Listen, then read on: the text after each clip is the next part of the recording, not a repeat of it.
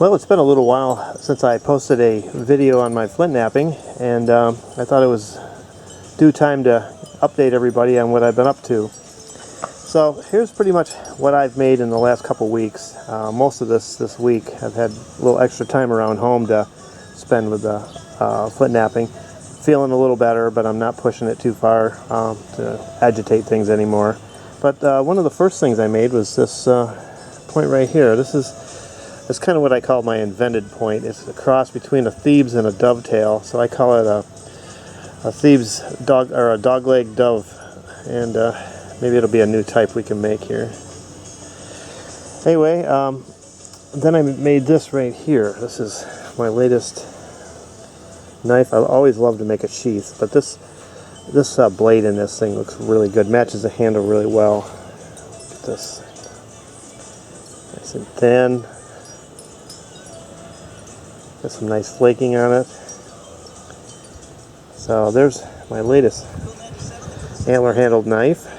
And then an old friend of mine asked me to make him a couple of these folders. Now, I don't make a lot of these just because they're a pain in the butt to deal with. But the first one I made was this one right here. Now, I had a lot of problems with this. Had to end up taking it apart and putting a shim in here, as you see, to get this to actually work right, but now it's working perfect. Folds out nice, relatively straight in the handle. Before she cocked off to the side. So I made the adjustments necessary and I got this folder to work good. It's a pretty cool looking knife. So then I made the next one, and it was this one here. Now this one's absolutely perfect. I really truly love this knife. And it inspired me to make another one after this, which I'll show you. But this one comes out nice.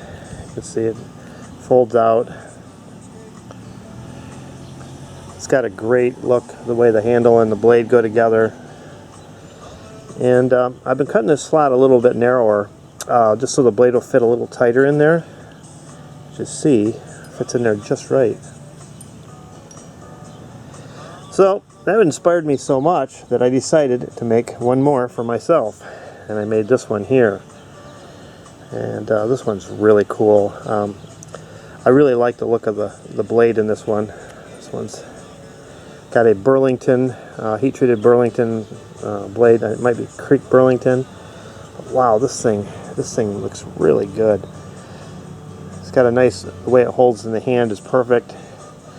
And again, I made the slot just a little narrower so it fits in there tighter, and I made that knife. Now last but not least, of course, is this point here that my buddy Snyder Point Man's going to be drooling on the computer keyboard when he sees this one.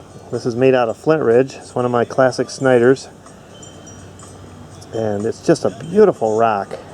Come out good too. I've been saving this stone for quite a while, just because I wanted to make sure that I worked it on the right day. You know, some days you pick up a billet and things don't go quite as planned and you break everything, and I didn't want this to be one of those days. So there's a look at some of the things I've been doing. Oh, one last thing is, let me take you up here. I'll show you. I made another wind chime. I'll bring that. This one's made with Burns Green Obsidian Flakes. I don't know how well you're going to see that. Now for the hoop on the top, I took some copper tubing and I flattened it out and I made that. And then I put these danglers on there. And as you see, when the wind catches it, it really tinkles very nicely. Something about the sound of flint flakes clanking together just has a soothing sound. But I want to thank everybody for watching. You know, I'll try to update as I go along. I'm trying to get more involved in my flint napping. Here's a look at the old man cave. It's been in full use here during these summer months, and doesn't it look inviting? Yeah, if any of you guys are around, stop by Wallaceville here and check out the man cave, have a cold refreshment with me, and we'll talk about napping and finding arrowheads and other cool stuff. So thanks again for watching. That's it for now, and I hope to be bringing more soon.